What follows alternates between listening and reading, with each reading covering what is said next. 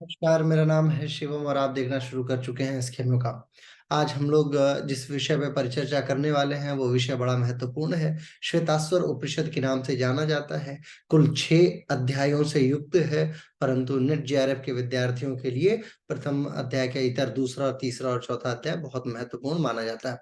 बावजूद इसके प्रथम अध्याय के कुल 16 श्लोकों का हम लोग वाचन करेंगे और जानेंगे कि ये वास्तविकता में क्यों महत्वपूर्ण है। श्वेताश्वर उपनिषद में प्रथम जो उक्ति आती है वो हरि ही ओम से ही आती है। हरि ही ओम सामान्यतः हर योग अध्यापक अपनी कक्षा की शुरुआत में या जैसे नमस्ते या नमस्कार करते हैं उस भाव में बोलता है। तो हरि ओम सबसे पहले श्वेताश्वर उपनिषद में आता है। इस भाव का अर्थ है, उसमें एक मंत्र आता है, हरि ओम ब्रह्मवादिनो वदंती, यानी कि इस पवित्र हरि ओम यानी कि इस पवित्र नाम का उच्चारण करने के उपरांत हम लोग इस उपनिषद यानी कि जिसको ब्रह्म भी याद करते हैं, जिस नाम को, उस नाम से शुरुआत करते हैं। इस उपनिषद की शुरुआत हरि ओम के साथ में होती है। प्रश्न बनता है सामान्यतया कि कौन सा ऐसा उपनिषद है जिस उपनिषद की शुरुआत हरि ओम नाम से या हरि ओम शब्द से होती है। या ये जो पूरा उपनिषद है, इसकी इसकी दो बातें महत्वपूर्ण है। पहली बात तो ये है कि यहाँ पे कुछ छात्र हैं जो कुछ बातें जानना चाहते हैं, लिहाजा वो अपने गुरुदेव से बातें करते हैं, एक बात। और दूसरी बात ये है कि गुरुदेव जो बातें बता रहे हैं यानी कि जो अध्यापन कर रहे हैं वो सिर्फ उन छात्रों के लिए नहीं है, वो हम सभी समस्त योग के आचार्यों, योग के विद्यार्थियों एवं मानव जाति के लिए है। अब जो भी बातें इसमें बताई जाएंगी उसका आप देखेंगे कि आपके मूलभूत जीवन में भी बहुत इत्तेफाक है।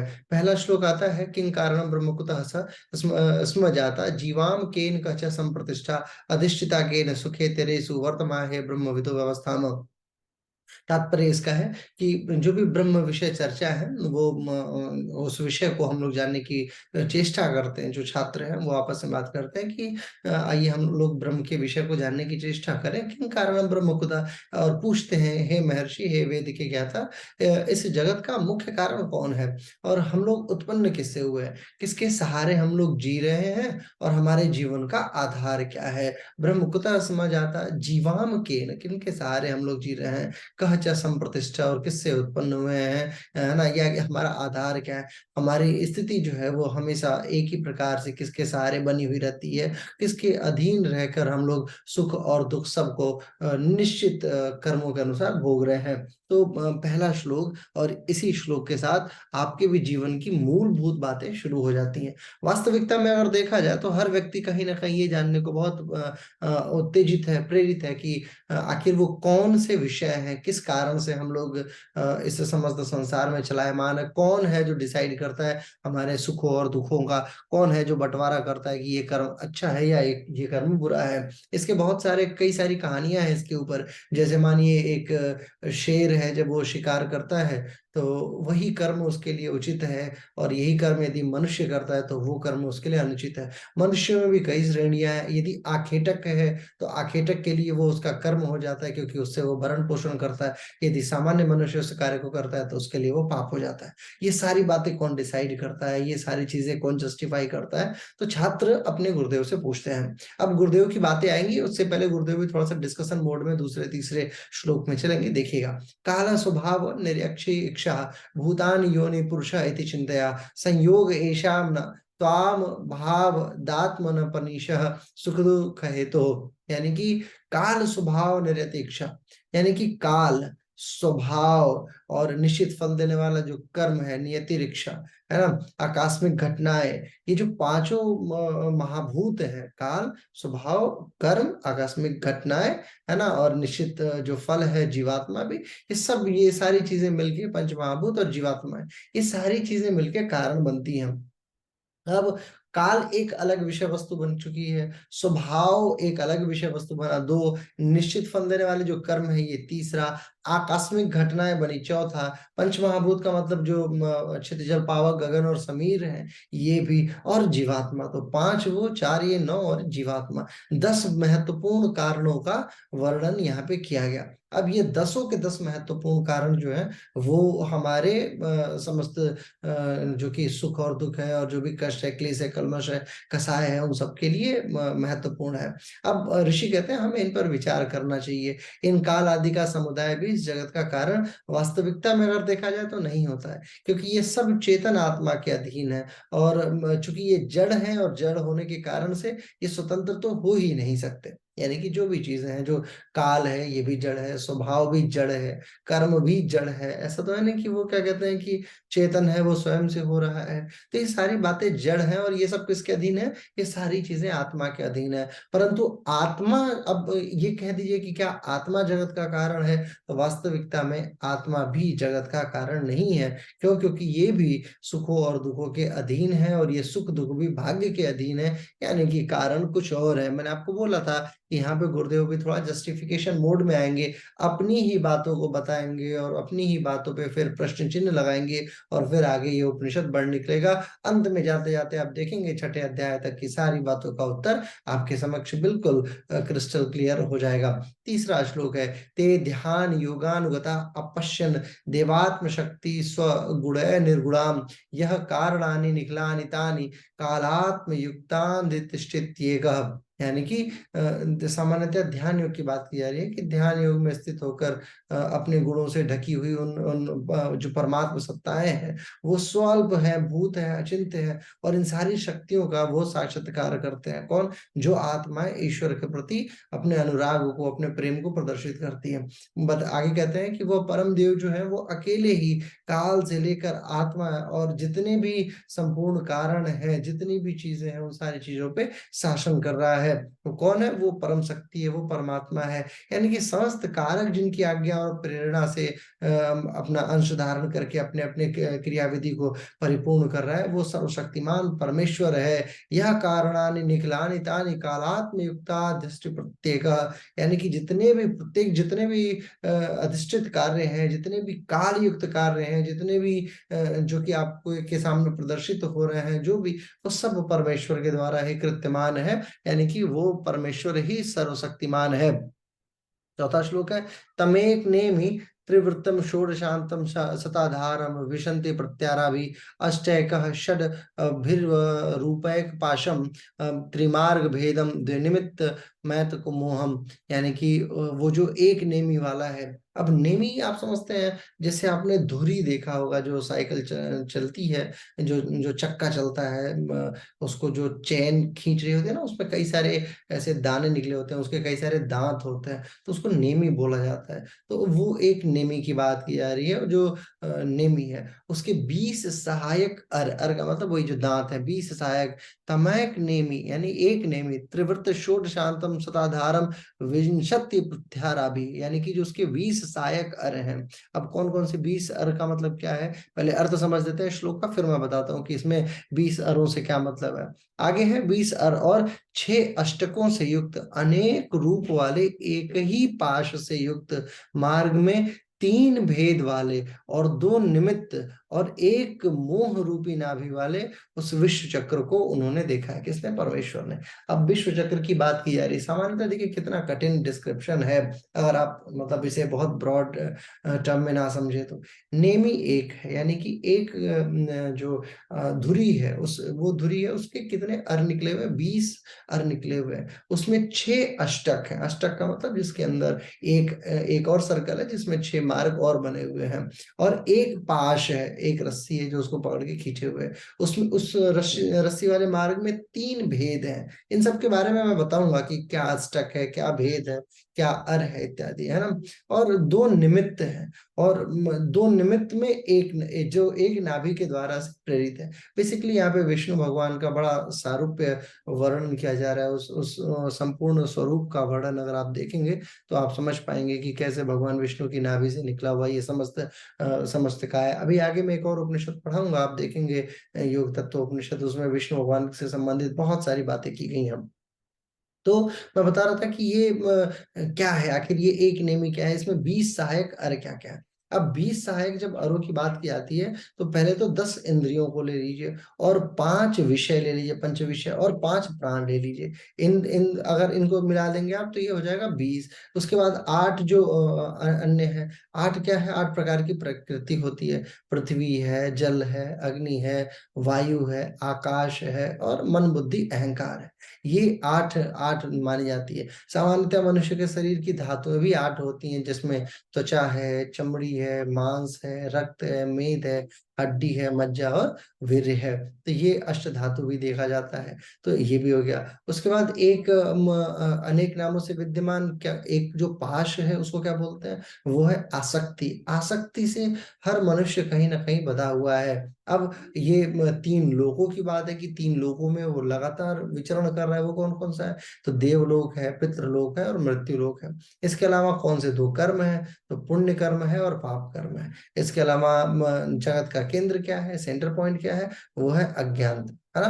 तो ये बेसिकली ये बातें बताई गई कि ये सारी चीज़ें जो है, ये जो सेंटर पॉइंट तक की बात है जगत की अज्ञानता तक में, यही सारी चीज़ें मिलके इस समस्त संसार के चलायमान का कारक बनती हैं। अब बात आती है कि थोड़ा-सा इसको ईज़ी वे में समझा जाए कि आखिर ये इतनी क्लिष्ट बातें क्यों की गई हैं। देखिए, ये संसार जो है ना, वो चाहे चक्र की तरह चले या ना चले, चूँकि वो चलायमान है इसलिए उसको चक्र की भाँति कहा जाता है। लेकिन कहीं न कहीं दसों दिशाएँ, मन, बुद्धि, अहंकार, आपकी इंद्रियाँ, आपके प्राण, यही सारी चीज़ें मिलके एक सेंटर पॉइंट बनाती हैं और यही सेंटर पॉइंट आपकी शक्तियों का कारक बनता है और इससे ही आत्मा चलायमान है, समस्त संसार चलायमान है और यही फिर जिसमें किसी में भी अगर उतक्षेप आता है या क्षोभ आता है, तो वो कष्ट का कारक बन उठता है। अब ये कष्ट के कई तरीके के कारण होते हैं, कभी अहंकार के कारण से व्यक्ति कष्ट भोगता है, कभी मोह के कारण से कष्ट भोगता है, कभी उस केंद्र के कारण से जिस केंद्र में वो बना हुआ है यानी कि आसक्ति के कारण से कष्ट भोगता है। तो ये संसार इन्हीं सारी चीज़ों से कष्टमय बनता है। अब जो व्यक्ति इन सारी चीज़ों को समझ जाता है, वो ऐसे कष्ट से बड़े आराम से दूर हो जाता है। आगे है 5वाँ श्लोक, थोड़ा-सा हम लोग 5वें श्लोक को देखते हैं। श्लोक में जब हम देखते हैं 5वाँ श्लोक है पंच स्रोतोंबु पंच योग। देखिए फिर आगे वही सारी बातें कि क्या-क्या अन्य उसके प्रकार हैं। तो आता है पंच स्रोतोंबु पंच योनिग्रुवांक पंच प्राणोमि पंच बुद्ध्यादिमूलाम पंच वार्ताम पंचोदवेगाम पंचाश शब्द वेदाम पंच परवाम धीमह। आगे फिर 5 जो प्रकार है उसको माफ कीजिए, उसको बताते हैं कि 5 स्रोतों से आने वाले जल से युक्त। अब वो 5 स्रोत क्या-क्या हैं उसके विषय में भी बात है। 5 स्रोत का मतलब है कि 5 जो ज्ञानेंद्रियाँ हैं, आँख है, कान है, नाक है, जीभ है, त्वचा है, ये 5 स्रोत हो गए। इसके बाद आता है पंचयुग्म पंचभूत, यानी कि आगे 5 भूत हैं, 5 स्थानों से उत्पन्न होकर। कौन-कौन से वो पंच महाभूत हैं? पृथ्वी, जल, अग्नि, वायु, आकाश, है ना? ये सब उद्गम स्थान है। उसके बाद है भयानक टेढ़ी-मेढ़ी से चाल से चलने वाली पंच प्राण रूप वाली तरंगे, 5 प्रकार के ज्ञान आदि का मूल कारण है कौन? मन। और मन ही जो है वो भंवर है और ये 5 प्रकार की भंवरों का भी प्रकार कितना है? 5 प्रकार है और 5 ही दुःख का भी रूप है। ये सारी चीज़ें मिलकर व्यक्ति को कष्टमय बना देती हैं और ये तमाम ये जो 5-5 प्रकार है, अगर इन सब का अगर इनको असिमुलेट किया जाए, अगर इनको जोड़ दिया जाए, तो ये 50 प्रकार से बन जाती हैं। और ऐसी नदी को, ये एक नदी है जिसमें दुःख बह रहा है, जिसको हम नहीं समझ पाते हैं। अब 5 भँवर क्या-क्या है? वही इंद्रिय विषय जो भी है, इंद्रिय का जो विषय है, उसका जो मूल तत्व है, जैसे शब्द है, गंध है, रूप है, स्पर्श है ना? ये सारी चीज़ें पंच विषय हैं, ये भँवर है और 5 कष्ट कौन-कौन सा, 5 स्थितियाँ कौन-कौन सी हैं? तो गर्भावस्था है, जन्म है, बुढ़ापा है, रोग है और मृत्यु है। भगवान बुद्ध के कॉन्सेप्ट को अगर आप देखेंगे, तो आप पाएँगे कि उन्होंने श्वेताश्वर उपनिषद के इन्हीं लाइनों के आधार पे अपने समस्त जितनी भी थियरी लिखी, वो सारी की सारी थियरी जो है वो इन्हीं लाइनों के आधार पे है। यानी कि जन्म, मृत्यु रोग जो है जिसको जरा बोलते हैं, और ये इन्हीं तीनों चारों अवस्थाओं को देखा उन्होंने। एक बुड्ढे को देखा, एक लाश को देखा, एक एक औरत को देखा जो कष्टमय थी। तो इन्हीं सारी चीज़ों को देख के बुद्ध का पूरा दर्शन बन के आता है। श्वेताश्वर उपनिषद इसी बात को कहता है कि हम लोग कहीं न कहीं इन्हीं सारी चीज़ों से घिरे पड़े हैं और जब हम इन सारी चीज़ों से घिर जाते हैं, तो हमें पता ही नहीं चलता कि कब हम कष्ट में घुसते चलते चले गए। आगे है 6वाँ श्लोक। सर्वजीवे सर्वसंस्थे बृहन्ते अस्मिन् हंसो भ्राम्यते ब्रह्मचक्रे पृथिगात्मना प्रेरित चारं चमात्वा जुष्ट अस्तत स्नेतान मातृत्वमेति ही, यानी कि जब सब सभी जीव जो रूप है उसके आश्रयभूत होकर जब ब्रह्म चक्र से जीवात्मा को जब धीरे-धीरे घुमाया जाता है,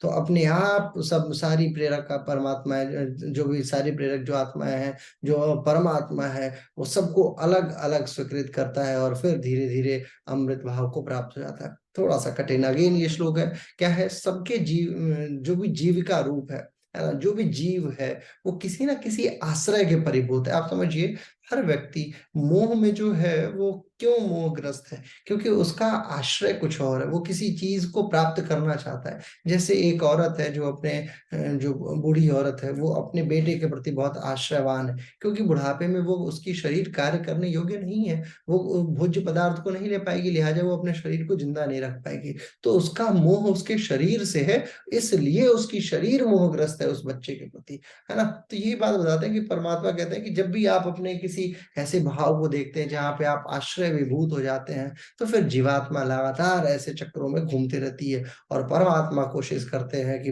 ऐसी प्रेरणाओं को प्रदान करें जिनके आधार पे आप इन चक्रों से धीरे-धीरे बाहर की तरफ निकलते चलते चले जाएँ। 7वाँ श्लोक है उद्गीत में परमं तु ब्रह्म तस्मिन् संशयः सुप्रतिष्ठाक्षरं च अत्रांतर ब्रह्मविदो विदित्वा लीना ब्रह्मणानि तत्पारि योनिमुक्तः। यानी कि सभी वेदों में ये बात बताई गई है कि परब्रह्म ही सर्वश्रेष्ठ आश्रय है और अविनाशी है, यानी कि जिसका विनाश कभी नहीं हो सकता। उन्हीं में तीनों लोक स्थित हैं और जो भी वेद को जानने वाला यानी जो वेदज्ञ है, वो इस बात को बाखूबी जानता है और अपने हृदय में विदित्वालीन ब्रह्मणानि तत्परा योनिमुक्ता, वो अपने हृदय में उस ब्रह्म को स्थापित कर लेता है और उसी ब्रह्म परायण होके सदा सदा के लिए जन्म और मृत्यु से मुक्त हो जाता है। देखिए कितनी महत्वपूर्ण बात है। पहले श्वेताश्वर उपनिषद बताता है कि आपके जीवन का आधार क्या है। आखिर हम लोग ये एक बालक है जो ये पूछता है, कुछ बच्चे हैं जो ये पूछते हैं कि आखिर ये कष्ट हो क्यों रहा? जब कष्टों के प्रकार को देखते हैं तो वहाँ पे गुरुदेव बताते हैं उन बच्चों के कि ऐसी-ऐसी बात है, ये तमाम पचासों जो प्रकार है, इंद्रियाँ हैं, उसके अलावा उसका उसका विषय है, ये पंचमहाभूत हैं, तमाम योनियाँ हैं, जरा मृत्यु की अवस्थाएँ हैं, ये सारी की सारी चीज़ें आपके कष्ट का कारक है। लेकिन इन सारी चीज़ों को काउंटर कौन कर सकता है? वो है परमात्मा और परमात्मा की अवस्था को अगर आपने प्राप्त कर लिया, आपने अपने हृदय में स्थान दे दिया, तो फिर वो परमात्मा आपकी स्थिति को बिल्कुल बार-बार जो जीवन और मरण का जो चक्र चल रहा है, उससे धीरे-धीरे वो मुक्त कर देता है, अपने कर्मों के अनुरूप। आगे 8वाँ श्लोक संयुक्तमेतत् क्षरमक्षरं च व्याक्तं भरते विश्वमीशः अनिश्चित स्वात्मा बद्धते भोक्ता भावज ज्ञात्वा देवमुच्यते सर्वपाशः। यानी कि विनाशशील जड़ वर्ग और अविनाशी ये देखिए 2 बातें हैं। एक है विनाशशील जड़ वर्ग है जो कि शरीर की बात है और अविनाशी जीवात्मा। इन दोनों के संयुक्त रूप और अव्यक्त रूप ये जो इनका जो रूप है संयुक्त और असंयुक्त दोनों, यानी कि शारीरिक यदि कष्ट है उसको भी और आत्मिक कष्ट है उसको भी, इन दोनों का जो भाव मिलके बनता है, उन सारे कष्टों और सारी स्थितियों को धारण कर सकने की क्षमता परमात्मा में है। अनिश्चा स्वात्मा बाध्यते भोक्ता भावाज ज्ञात्वा देव मुच्यते सर्वपाशः। यानी कि इस जीवात्मा ये जो जीवात्मा है इस जगत के विषयों का भोक्ता बने रहने के कारण, यानी कि संसार में जितने भी है ना बद्धते भोक्ता भावाज, जितने भी भाव हैं उन सारे भावों के भोक्ता बने रहने के कारण से इसमें बंध जाती है और प्रकृति के अधीन हो जाती है। उस परम परमेश्वर को जब आप जानेंगे तो तमाम प्रकार के बंधनों से मुक्त हो जाएँगे। 9वाँ श्लोक है ज्ञाज्ञो द्वाज वीशनीश्वाजाः हृक्या भोक्तार्भोग्यार्थ युक्ता अनंताश्मा विश्वरूपो हृकार्यत्र यदा विद्यते ब्रह्मतेतः। यानी कि जो भी सर्वज्ञ है, जो इन सारी बातों को जान गया, जो अज्ञानी है, जो सर्वसमर्थ है और असमर्थ है, यानी कि जो उन बातों को जान रहा है और जो अज्ञानी है, जिसके पास सब कुछ है और जो पूरी तरीके से असमर्थ है, जो अजन्मा है और सभी चीज़ों को भोगने वाला भी है ना? वो कौन है? वो परमात्मा है। उसकी शक्तियों का कोई वर्णन नहीं है। परमात्मा अनंत है, अनंताश्च आत्मा विश्वरूपो, यानी कि वो विश्वरूप है, वो अनंत आत्माओं से युक्त है। हृकर्ता त्रयं यदा विन्दतो ब्रह्ममेतत्, यानी कि ये तीनों को यानी कि जो ब्रह्म का रूप है, इनको सारी परिस्थितियों से आप ऊपर मानिए, और जो इस ब्रह्म को जान लेगा वो धीरे धीरे अपने तमाम जीवन के भावों से मुक्त हो जाएगा।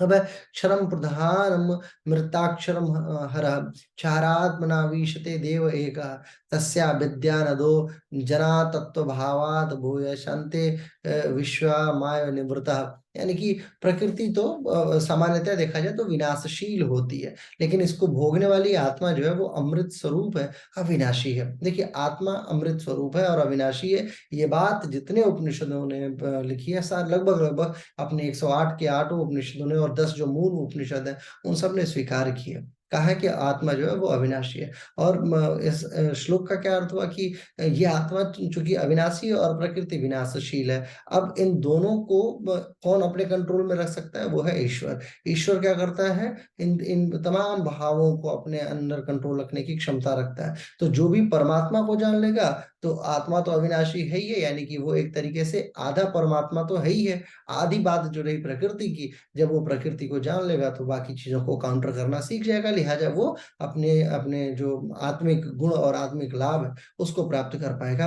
और इसके लिए जरूरी क्या है? परमात्मा सत्ता को जानना। 11वां श्लोक है, ज्ञात्वा देव सर्वपाश पाहिनः क्षीण क्लेश जन्म मृत्यु प्रहणी तस्या विद्यानां तृतीयम देह भेदे विश्वेश्वरम केवलम आप्त कामः। यानी कि उस परम देव का लगातार ध्यान कीजिए। वो प्रकाशमय परमात्मा को जिन जिन ने जाना है, उससे समस्त बंधनों का नाश होता आया है। क्यों? क्योंकि दुख का, क्लेशों का नाश जो करे वो है परमात्मा। जो जन्म और मृत्यु का को अभावग्रस्त कर दे, यानी कि बार बार उसके गति को शून्य कर दे, वो है परमात्मा। और शरीर के नाश होने की जो क्षमता है वो भी जस्टिफाई करते हैं परमात्मा। और जो आत्मा का गति है, आत्मा की जो गति है, उसको भी जस्टिफाई करते हैं परमात्मा। यानी कि परमात्मा के बिना ये चीजें चल नहीं रही हैं। देह भेद विश्वेश्वरम केवलम आप्त काम, यानी कि संपूर्ण चीजों में जो ईश्वर को जान लिया, वो ऐश्वर्य का त्याग किया। जिसने ऐश्वर्य का त्याग किया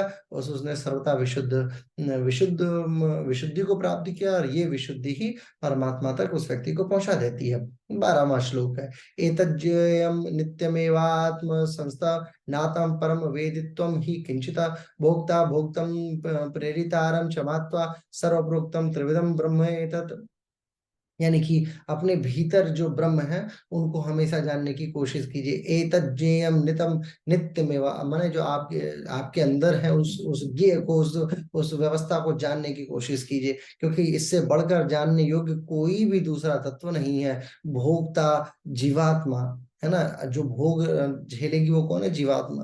और भोग क्या है? ये जड़ वर्ग। इन तीनों के प्रेरक भावों को अगर आपको जानना है तो ईश्वर को जानिए। और जब मनुष्य ईश्वर को जान लेता है तो वो तमाम चीजों से, यानी कि जड़ है, प्रकृति है, चेतन आत्मा, इन तमाम चीजों से ऊपर उठ जाता है, और ये सब ब्रह्म के स्वरूप के तौर पर स्थापित है, और आप व्यक्ति ब्रह्म को समझ जाता है।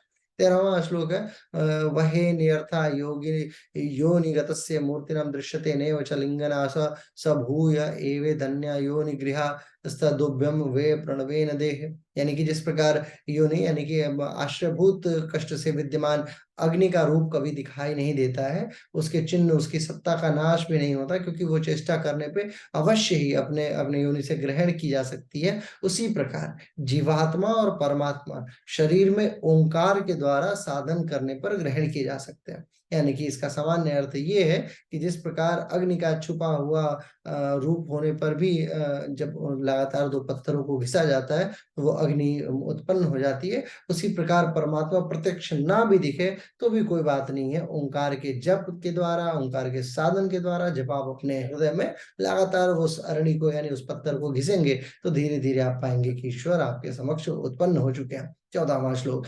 स्वदेहम ऋणी कृत्वा प्रणम चोत्तारणामि ध्यान निमर्त ध्यानाभ्यास देवम पश्यन्ति गुणवत। यानी अपने शरीर को नीचे की ओर, ओंकार को अपने शरीर को नीचे की ओर और ओंकार को ऊपर की ओर जब आप बना के, पत्थर के समान जब आप बना के घिसेंगे और ध्यान की भांति लगातार जब आप मंथन करना शुरू करेंगे, तो आप देखेंगे कि आपके भीतर जो छुपी हुई अग्नि है, ध्यान ध्यान निमर्त ध्यान अभ्यास देवम, यानी कि धीरे धीरे ध्यान के निमित्त आप ध्यान जब करेंगे तो आप पाएंगे कि वो ईश्वर आपके आपके अंदर से ही प्रस्फुटित हो उठा है और आप उस ईश्वर के प्रति प्रेम को और उस भाव को समझ पाएँगे और धीरे-धीरे फिर आप तमाम जितने भी मोह माया है, इन सबसे ऊपर उठते चले जाएँगे। 15वाँ श्लोक तिलेषु तैलं दधिनिव सर्पिरापः स्रोत स्वर्णिषु चाग्नि एवात्मात्मानि गृह्यते सौसत्येन तपसा योऽनुपश्यति।